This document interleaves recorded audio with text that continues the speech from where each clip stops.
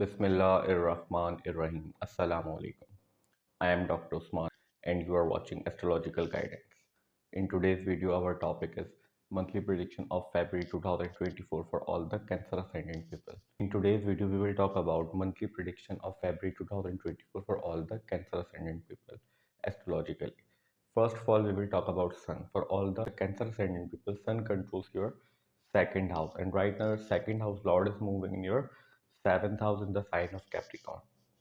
Sun will stay in your seventh house till 14th of February. After 14th of February, Sun will move to your eighth house in the sign of Aquarius. Second house deal with your family history is seen from second house, your early upbringing is seen from second house. Basically, your environment in early upbringing is seen from second house. Your savings, your money matter, your family's wealth is seen from second house. Your speech, your food intake habits, and your mouth region is also seen from